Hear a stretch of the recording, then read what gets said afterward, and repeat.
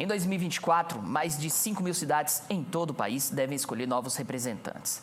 Mas você sabe escolher e diferenciar a função de um prefeito e de um vereador? Veja todos os detalhes na reportagem a seguir. Em 2024, as eleições são municipais, ou seja, serão escolhidos prefeitos e vereadores. O Estado é formado por 3 poderes. Prefeitos fazem parte do Executivo Municipal. É de sua função governar e administrar a cidade. É de sua responsabilidade também aprovar ou vetar projetos de lei, assim como administrar o cofre público, realizar obras e serviços a favor de toda a população. Alguém precisa fazer acontecer as regras que nós escrevemos, para que não tenhamos também conflitos na hora de executar as regras. Por isso a gente chama de executivo, né? Ao prefeito e à sua equipe, evidentemente, aos secretários, por ele nomeados, né? Compete executar as normas que nós escrevemos para mediar nossos conflitos. O chefe do Executivo Municipal tem um mandato de 4 anos e pode se reeleger uma vez de forma consecutiva. Mas se o prefeito é quem cumpre estas leis, são os vereadores os responsáveis por criá-las. Eles fazem parte do chamado Legislativo Municipal. O vereador, ele tem esta função: escrever as regras que vão mediar os conflitos sociais. Evidente que o vereador pode escrever todas as regras? Não. Ele vai escrever regras relativas ao município. A mesma função compete ao deputado estadual, compete ao deputado federal e aos senadores, né? Ou seja, escrever as regras que vão mediar nossos conflitos. Sem essas regras, a gente acaba indo para a lei do mais forte. Entre as leis que são votadas pelos parlamentares há, por exemplo, aquelas relacionadas aos impostos e plano diretor. É função dos vereadores também a fiscalização, ver se planos, metas e o orçamento do Executivo estão sendo cumpridos. Dentro da sociologia política, essas leis são colocadas como um acordo e forma até mesmo de evitar conflitos de poder. Todas essas regras escritas, elas regulam não só a forma de construir a cidade, não só a forma de se portar na cidade, como também a forma de gastar os recursos, as receitas do município, né? Essas leis, elas não vão apenas para serem executadas e são esquecidas. Elas precisam retornar aos vereadores para que os vereadores aprovem as contas do município, aprovem os atos do município, no caso do prefeito, ou reprovem.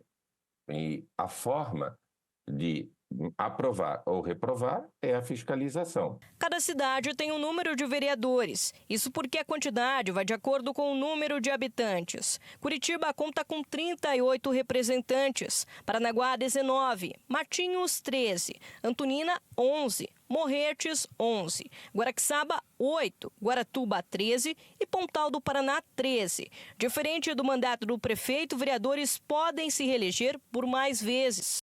Agora que você já sabe a diferença entre a função do prefeito e dos vereadores, pode se perguntar, mas como fazer a melhor escolha? Existem algumas dicas que podem te ajudar neste momento. O mais importante é que ele seja um bom mediador de conflitos, um bom formulador de políticas públicas que atendam aos seus interesses, que atendam, né, às tuas necessidades de ter uma escola boa, uma saúde bem equipada, que tenha programas culturais, que tenha a promoção do respeito e do bem-estar na cidade. Entender todo este contexto é fundamental. Escolher um bom candidato ou candidata também. O ato de votar é um direito de todo cidadão dentro de uma democracia. Mas não basta apertar o número na urna. Este papel também deve continuar durante todo o mandato. Afinal, também é seu dever fiscalizar. O Observatório Social de Matinhos tem um papel importante nesta conscientização. Porque o cidadão, ele vai numa lanchonete, ele vai numa reunião de amigos e ele fica lá reclamando do que está acontecendo no município. A maioria desses cidadãos que reclamam nessas reuniõezinhas, ele nunca foi numa Câmara de Vereadores para ver o que o vereador que ele votou está votando. Ele vai mais pela propaganda. Propaganda fala tudo, né? A pessoa vai lá, anuncia que fez isso, fez aquilo. Mas o cidadão não vai atrás de saber se realmente o seu vereador fez aquilo, para ver se ele merece o seu voto de novo. Se você deixa de votar, você está deixando de lado o seu município. Se você vota nulo, você está anulando o seu interesse no seu município. Então, você deve votar. Não tem você dizer que nenhum presta. Né? Você tem que saber quem presta. Alguém presta, não é possível, né? E o mal do eleitor é que ele vota e abandona. É a mesma coisa de você comprar um pacote de carne no açougue e deixar lá em cima da mesa e abandonar. Ela vai estragar, né? Se você deixar jogado, então o mal do eleitor é que ele vota, não vai mais atrás, não acontece o que ele imaginou e aí ele reclama. Então tem que votar assim. A pessoa que não vota hoje, que anula o voto, que não vai, que vota em branco, ele não está exercendo a cidadania. O voto é facultativo para jovens a partir dos 16 anos e passa a ser obrigatório a partir dos 18. Neste ano, o primeiro turno das eleições será no dia 6 de outubro. Em caso de segundo turno, este deve ocorrer no último domingo do mês. Importante saber diferenciar a função de um legislador, ou seja, de um vereador, e também de um responsável pelo executivo, no caso, o prefeito de uma cidade. Isso levando em consideração as eleições de 2024.